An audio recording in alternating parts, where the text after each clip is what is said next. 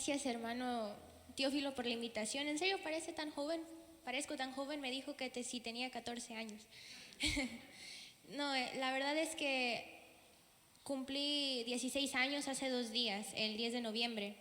Y me gustaría agradecerle a Dios por otro año más que me ha otorgado a mí, porque me ha ayudado a cada día mejorar más en mi carácter, acercarme más a Cristo, y estoy agradecida porque también me dio unos padres increíbles, asombrosos, que siempre han estado conmigo, me han apoyado y me han enseñado los valores de Cristo, y estoy eternamente agradecida por eso. Ahora, el tema de esta mañana se titula Pablo, una vida de servicio. ¿Cuántos de nosotros conocemos quién fue Pablo? Espero que la mayoría, ¿verdad? Saulo de Tarso es conocido como Pablo, es considerado actualmente como uno de los mejores misioneros evangélicos de la iglesia cristiana. Convirtió a miles de personas al evangelio, hizo milagros y estableció las primeras iglesias cristianas. ¿Y a qué se debió su éxito? ¿A qué se debió su eficacia como misionero? Bueno, fue sin lugar a duda el resultado de ¿qué? De su diligencia, de su amor por Cristo, de su fe y de su dedicación a la obra. Para que nosotros podamos tener el mismo éxito como misioneros, necesitamos eso, disciplina, el deber. Nosotros en este momento tenemos esa misma tenacidad que tenía Pablo para con la obra. Nuestra iglesia mundial tiene ese mismo fervor que tenía la iglesia primitiva. La falta de celo, la falta de dedicación es lo que está causando a que no tengamos tantos miembros. Y la pregunta es, ¿cómo podemos mejorar? ¿Cómo es que podemos hacer que estas personas regresen a la iglesia? Primero que nada se necesita fe, porque si no tenemos fe, todo es en vano. Pero también hay otra cosa que necesitamos, el trabajo en equipo. Y así sí podremos tener éxito. Si notan algo, Pablo, cuando trabajaba en equipo, ya fuera con Bernabé, Juan, Marcos, Timoteo, y siempre con la ayuda de Dios, él pudo ser eficaz. Él sabía que él solo no podía llevar a cabo la obra. Lo mismo con nuestra iglesia mundial. Para avanzar la obra necesitamos a todo miembro involucrado, cada uno haciendo su parte. Nosotros somos un cuerpo con diferentes partes. Y si solamente una parte, digamos el brazo, solamente funciona, ¿vamos a poder desarrollar la obra? No, porque necesitamos trabajar en conjunto. El cuerpo humano necesita de sus diferentes partes para que pueda funcionar de la mejor manera. Entonces, si no hacemos eso, no va a ser posible. Regresando al tema, aunque Pablo es conocido como un cristiano ferviente, él no siempre fue un fiel seguidor de Jesús, ¿o sí lo fue? No, ¿verdad? Y para entender por qué, vamos a analizar un poco sus orígenes. Saulo de Tarso nació entre los años 1 a 5 después de Cristo en Tarso de Cilicia, que es donde aquí lo tengo en el mapa, ahí donde está el puntito rojo. Sus padres eran judíos nacionalistas farisaicos. Eso significa que se adherían estrictamente a la ley de Moisés, como lo confirma Hechos 26:4. Así que abramos nuestras Biblias, vamos a estar utilizando las Biblias. Hechos 26:4, busquemos.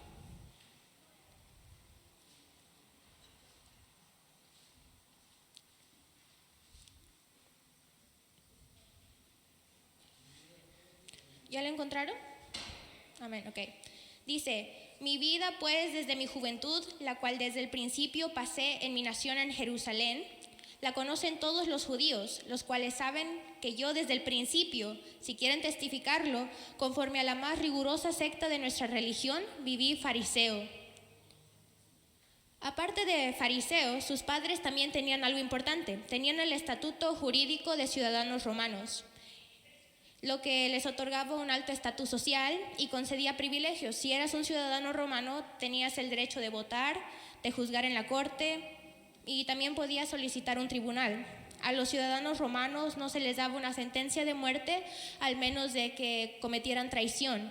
Entonces, ellos también podían evitar ser azotados y crucificados, algo que le salvaría la vida a Pablo más adelante en su ministerio.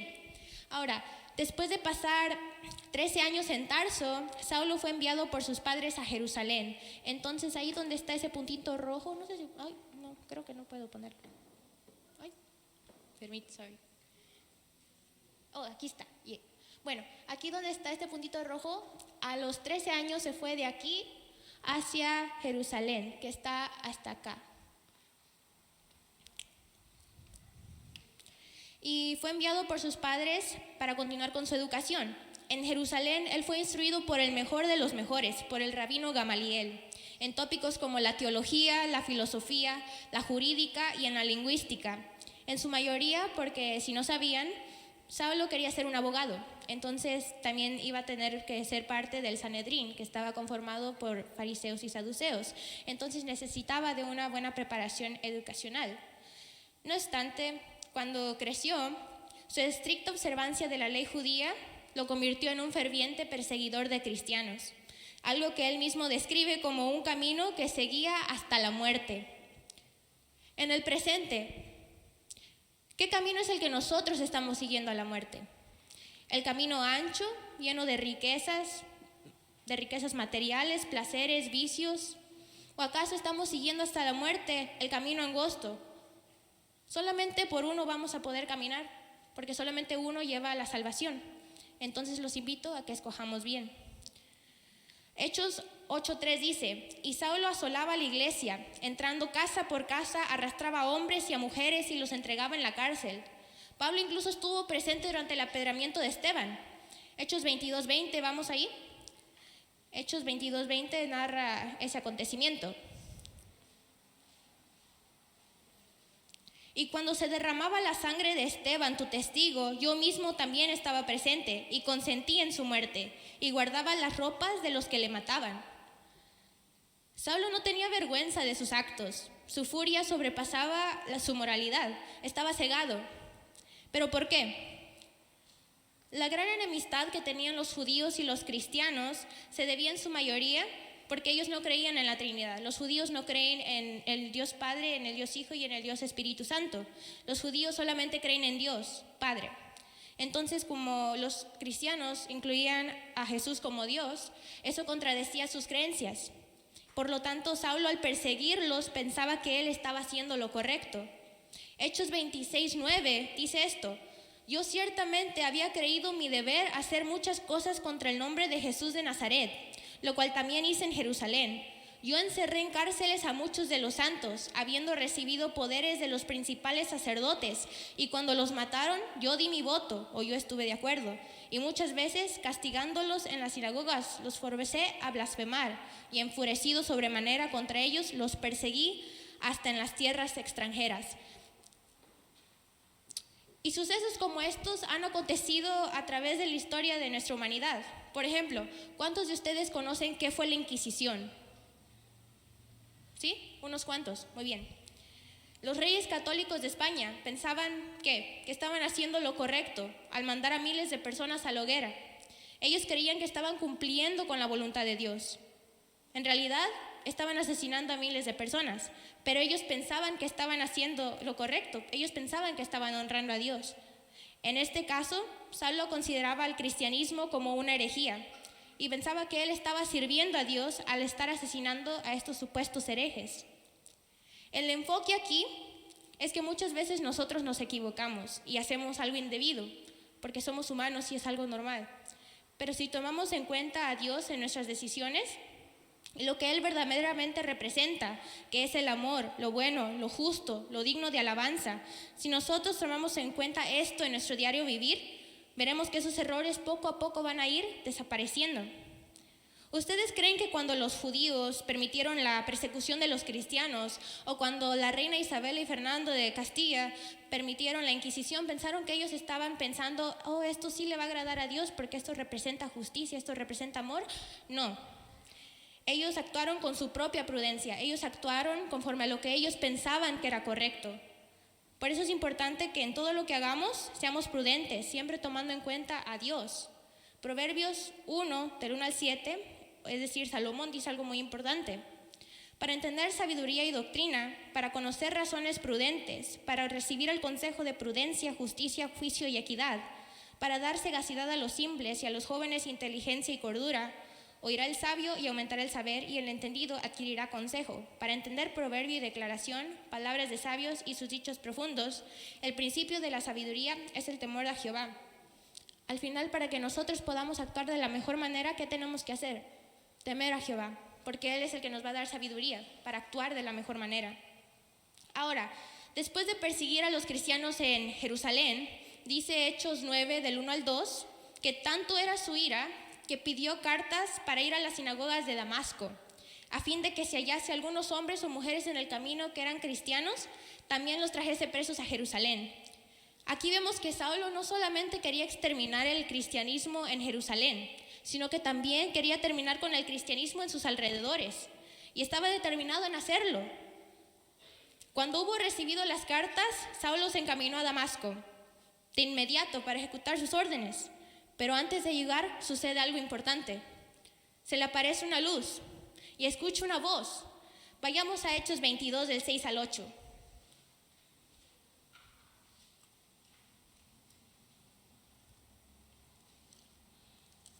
¿Ya lo tienen?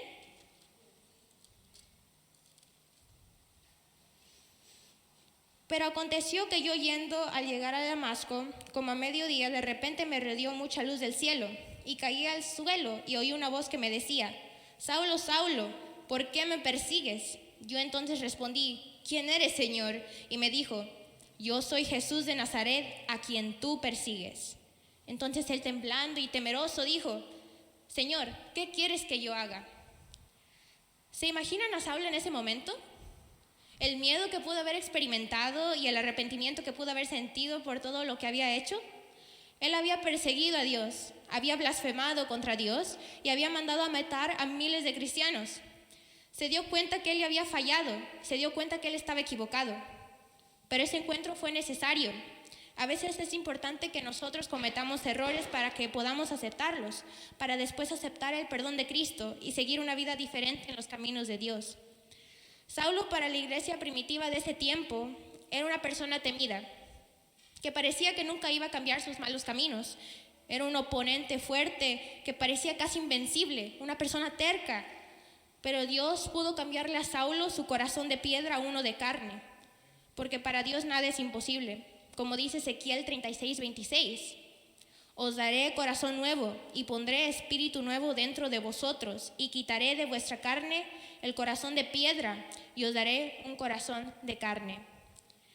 A veces se nos parece imposible convertir a personas que no pertenecen de nuestra fe, pero uno de los perseguidores más peligrosos que ha existido, más determinados en la historia, se convirtió en un cristiano, lo que demuestra que todos pueden llegar a la luz.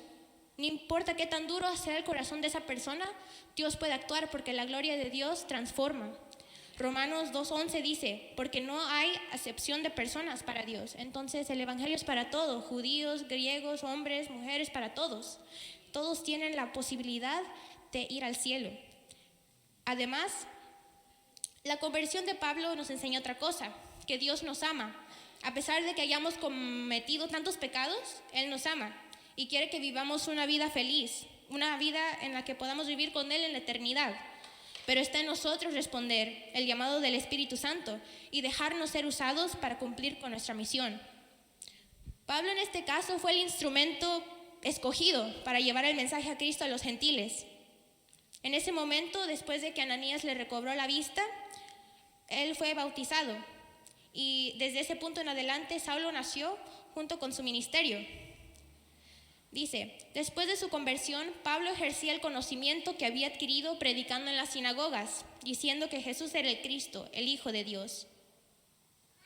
Hechos 9:21 dice algo importante: y todos los que le oían quedaban atónitos y decían: ¿no es este el que asolaba en Jerusalén a los que invocaban este nombre? Y a eso vino acá, para llevarnos presos ante los principales sacerdotes, decían. Pero eso no era así. Él había renacido como una persona nueva en Cristo. Saulo de Tarso había muerto y había nacido Pablo, y es también donde comienza su ministerio. Gálatas 2:20 es una de mis citas favoritas de Pablo. Dice: desde ese punto en el que él fue convertido, con Cristo estoy juntamente crucificado, y ya no vivo yo, mas vive Cristo en mí, y la vida que ahora vivo en la carne, la vivo en la fe del Hijo de Dios, el cual me amó y se entregó a sí mismo por mí. Hagamos esas palabras nuestras, hagamos morir al yo, y hay que renacer por medio de la fe de Cristo Jesús. El ministerio de Pablo no fue un trabajo fácil. Pablo experimentó muchas adversidades y él sabía que él no podía sobrellevar todo eso solo, necesitaba a Dios. Ahora vamos a ver brevemente un poco de los viajes de Pablo. Pablo comienza su primer viaje misionero en los años 47 al 48 antes de Cristo, el cual emprendió junto con Bernabé. Está ahí. También pueden abrir sus Biblias y me parece que en la última página tienen todos los viajes de Pablo, el primero, el segundo y tercero. Entonces ahí pueden también verlo. Entonces en el año 47, Pablo y Bernabé dejan la iglesia en Antioquía. A ver, Antioquía está...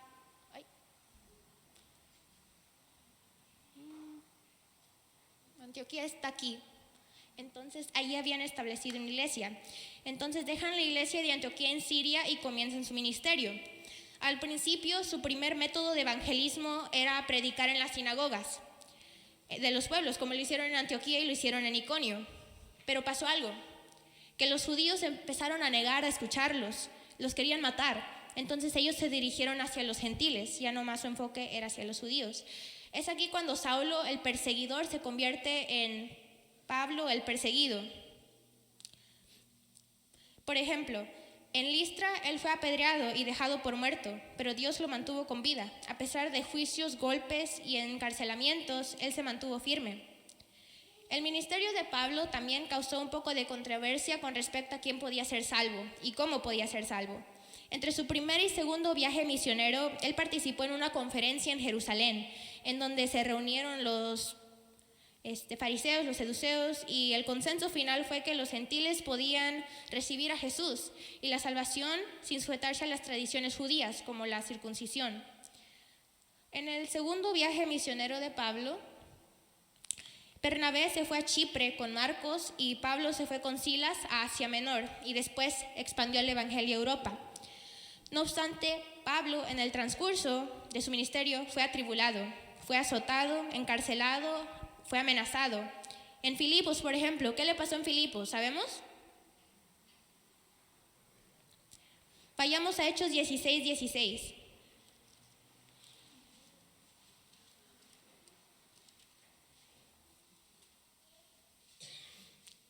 Dice: aconteció que mientras íbamos a la oración, nos salió al encuentro una muchacha que tenía espíritu de adivinación, la cual daba gran ganancia a sus amos, adivinando. Esta, siguiendo a Pablo y a nosotros, daba voces diciendo: estos hombres son siervos del Dios Altísimo, quienes os anuncian el camino de salvación. Y esto lo hacía por muchos días. Mas desagradando a Pablo, ese se volvió y dijo al espíritu: te mando en el nombre de Jesucristo que salgas de ella. Y salió de ella aquella misma hora. Pero viendo sus amos que había salido la esperanza de su ganancia, prendieron a Pablo y a Silas y los trajeron al foro ante las autoridades, y presentándoles ante los magistrados dijeron: estos hombres, siendo judíos, alborotan nuestra ciudad y enseñan costumbres que no nos es lícito recibir ni hacer, pues somos romanos. A continuación se les golpeó el pueblo contra ellos, los magistrados les rasgaron la ropa, ordenaron azotarles con varas, y después de haberlos azotado mucho, los echaron en la cárcel, mandando al carcelero que los guardase con seguridad, el cual, recibido este mandato, los metió en el calabozo de más dentro y les aseguró los pies en el cepo. El cepo era un utensilio que se utilizaba, que estaba hecho como de hierro, en el que ponías tus pies con cadenas y te los ataban para que no te pudieses escapar. Y esa no fue la única vez que Pablo experimentó algo así. En Listra, los judíos convencieron a los griegos de apedrearlo severamente y después lo arrastraron fuera de la ciudad porque pensaban que ya estaba muerto. Pero él nunca se desanimó. Romanos 8:35 dice: ¿quién nos separará del amor de Cristo?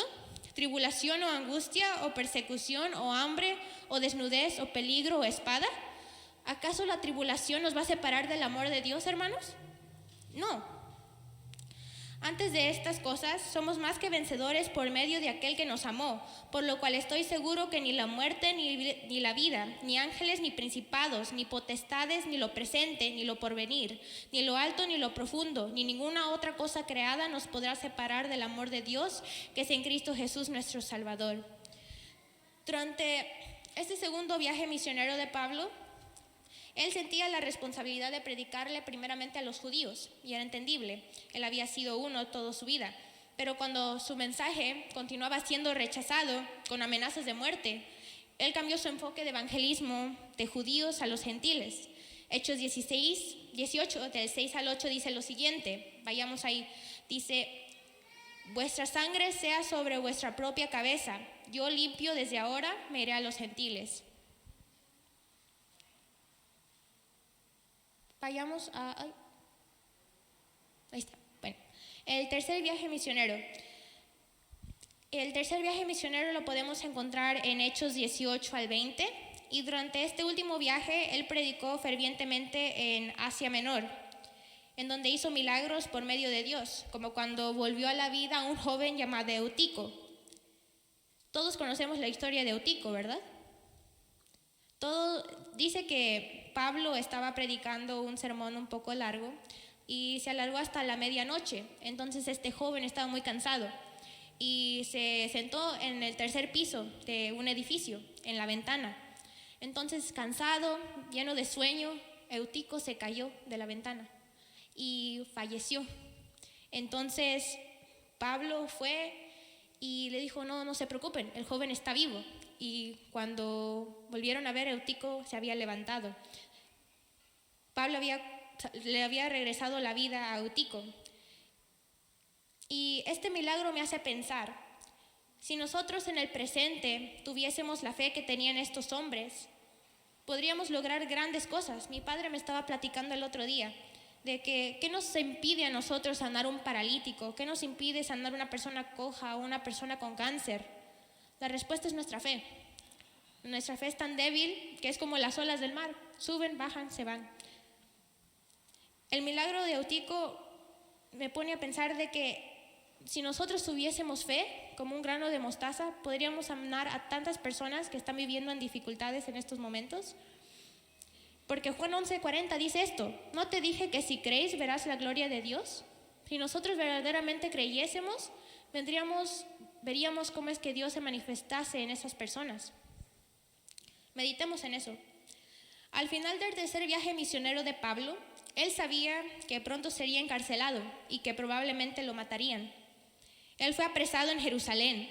La verdad es que Pablo pasó por muchos problemas al final de su ministerio. Él lo apresaron en Jerusalén, después pasó al tribunal, en donde solamente el hecho de ser ciudadano romano le salvó la vida, como habíamos dicho al principio de este tema. Después pasó por el concilio, por el gobernador Félix, por el rey Herodes Agripa, a quien casi convence de ser cristiano.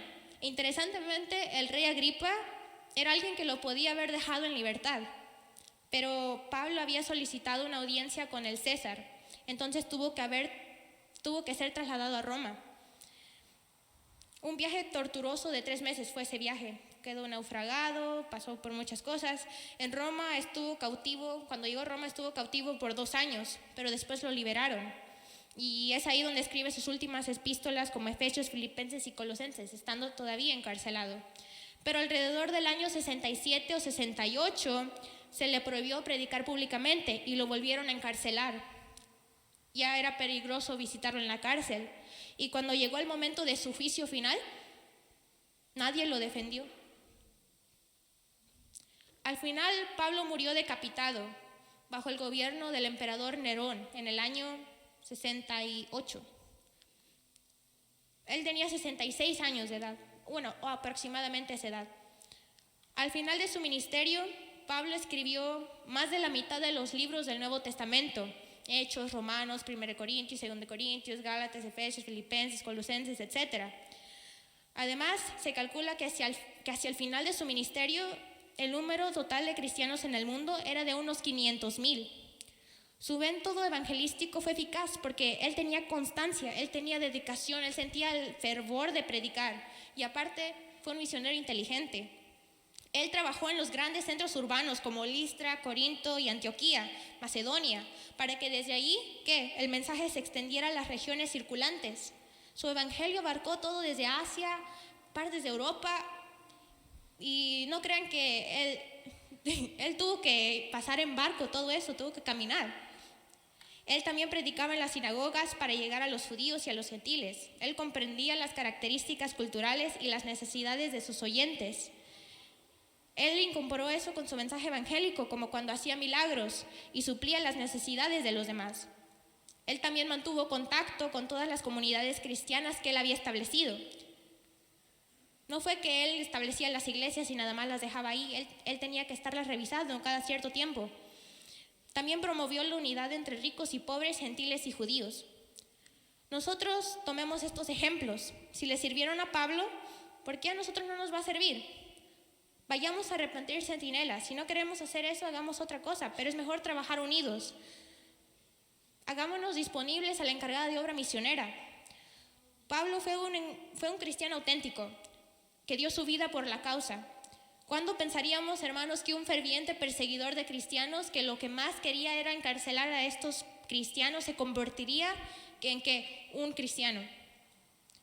El ministerio de Pablo nos muestra que sí vamos a enfrentar pruebas, dificultades, vamos a sufrir a causa de nuestras creencias. Pero por eso, ¿qué? Debemos poner nuestra fe en Cristo para soportar las tribulaciones. ¿Qué dice Isaías 41:10? ¿Se lo saben de memoria? No temas porque yo soy tu Dios. No desmayes porque yo soy tu Dios que te esfuerzo. Siempre te ayudaré y siempre te sustentaré con la diestra de mi justicia. Romanos 5 del 3 al 5 dice: y no solo esto, sino que también nos gloriamos en las tribulaciones, sabiendo que la tribulación produce paciencia, y la paciencia prueba, y la prueba esperanza. Pablo le dijo a Timoteo, casi al final de su ministerio, algo importante. Pero tú, sé sobrio en todo, soporta las aflicciones, haz obra de evangelista, cumple tu ministerio, Timoteo. Y yo los invito a hacer lo mismo. Para cumplir nuestro ministerio ahorita, en el presente, ¿estaremos dispuestos hoy a ir a donde Cristo nos mande? No los escucho. ¿Estaríamos dispuestos a ir a otro país o a otro lugar para cumplir el mandato de Cristo como lo hizo Pablo? El ejemplo de Pablo nos debe motivar a participar, a comprometernos, a dar interés por las cosas de Dios, como el de estudiar su palabra, como el de participar en la iglesia, como el de hacer la obra, como el de intentar superarte. Aunque tú seas joven, no tengas miedo de involucrarte en la iglesia, en proyectos, en programas, en misiones que serán de gran beneficio para otros. Solamente así tú vas a poder dar un buen testimonio y podrás lograr lo que Dios tiene planeado para tu vida. Pablo pasó por muchas adversidades en su vida. Fue tentado, fue incriminado, fue buscado para ser asesinado, pero él no se rindió. Su fidelidad a Dios fue más importante que su propia vida.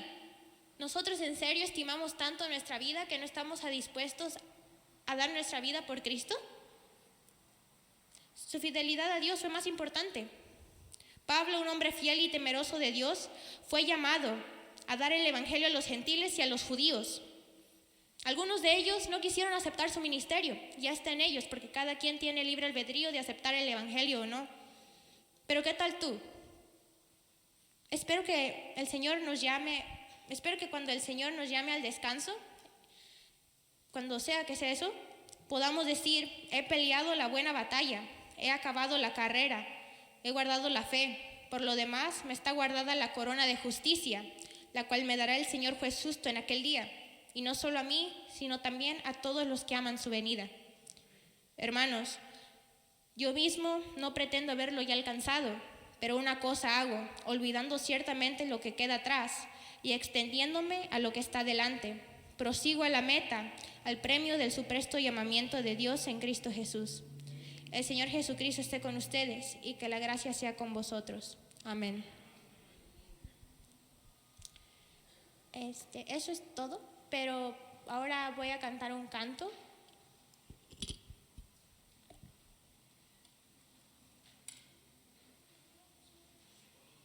Yo lo pongo, no hay problema. Primero voy a...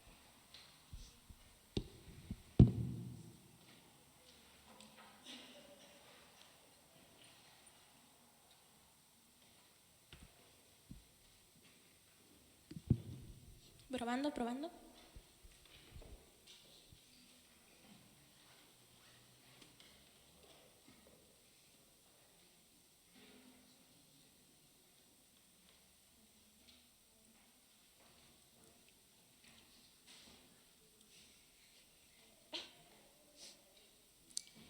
Sí, solamente si no se escucha mucho el micrófono, le sube aquí. Si no se escucha mucho la música, le sube aquí.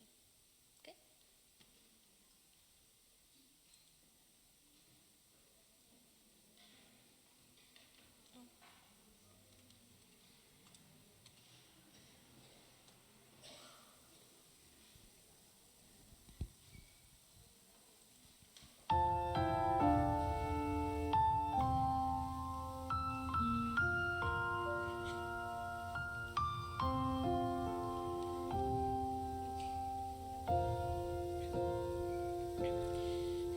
Mi mente puesto en un más allá, en un día sin igual,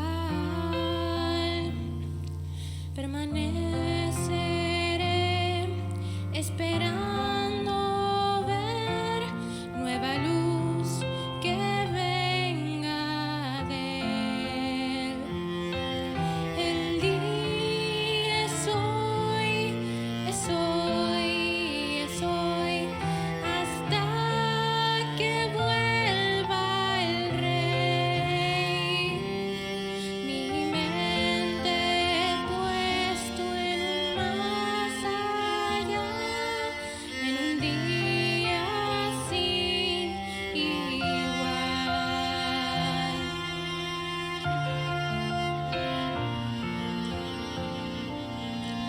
Escogí el camino estrecho andar, el camino estrecho andar, porque sé que el tiempo cercano está, mi plegaria llegará. El día es hoy, es hoy, es hoy, hasta que vuelva el Rey. Mi mente puesto en un más allá, en un día sin igual. Oh Señor, vuelve pronto, te ruego en oración. Vi un rayo de tu gloria y allí anhelo estar.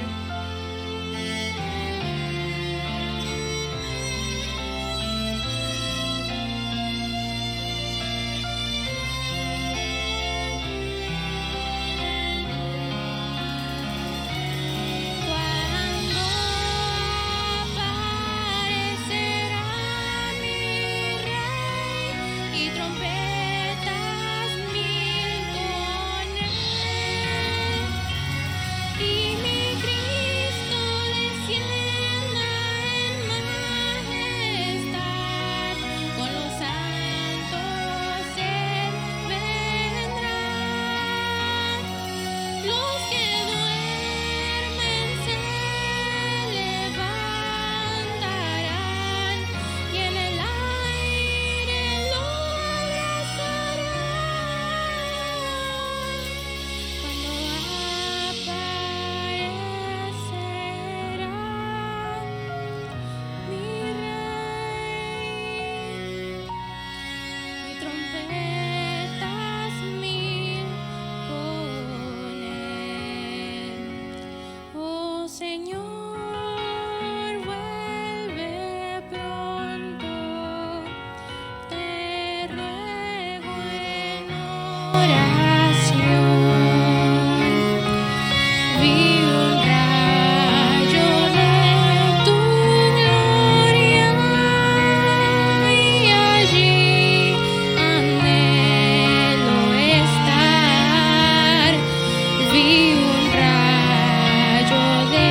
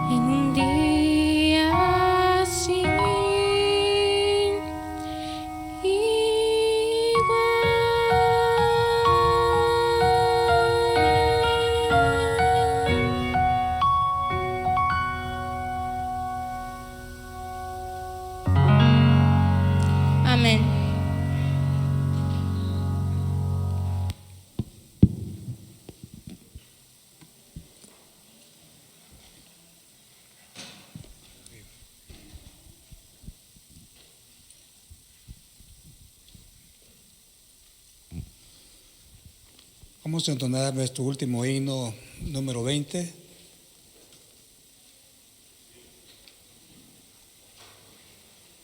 Himno 508. ¿Lo cambiaste? No.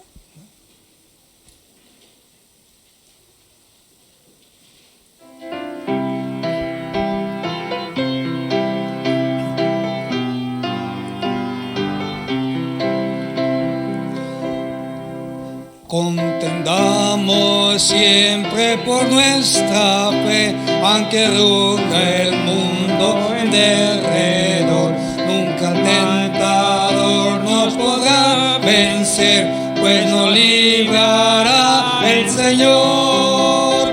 Si vencemos aquí, reinaremos ahí en la gloria celestial.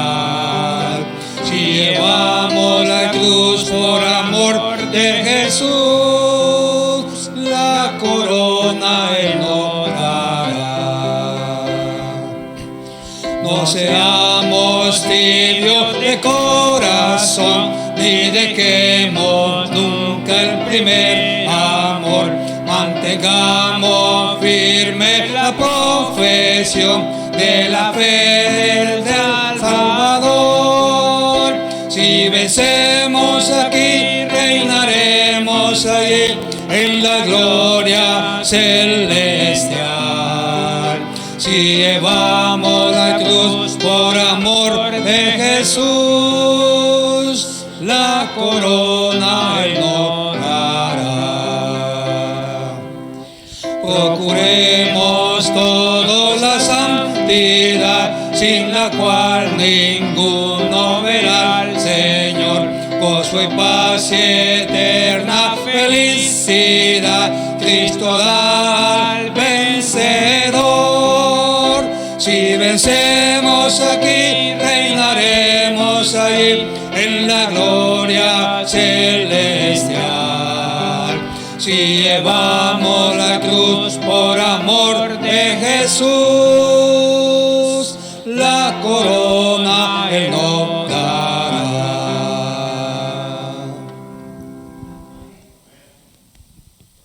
Pongámonos de rodillas para tener una oración final.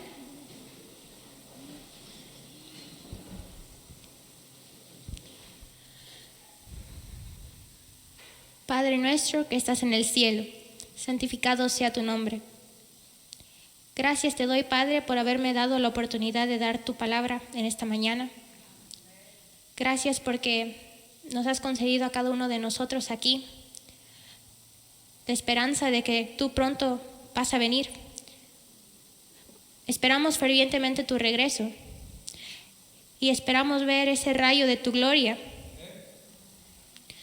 Y no solamente nosotros, sino también a todos los que aman tu venida. En esta tarde casi pedimos, Padre, tu sabiduría, tu inteligencia, tu ayuda para que podamos llevar tu ministerio a otro país, a otro mundo, que lo podamos compartir alrededor de todo el mundo para que todas las personas puedan recibir ese mensaje de salvación, de sanidad. Padre, condúcenos a nuestros hogares y que este mensaje siempre se pueda mantener en nuestros corazones, siempre recordando cuál es nuestro ministerio aquí, siempre recordando que tenemos una misión que cumplir. Ayúdanos, Padre, a mejorar cada día y que siempre mantengamos en nuestros corazones que tú nos amas, que quieres vernos en el cielo. En el nombre de Jesús pedimos esto. Amén.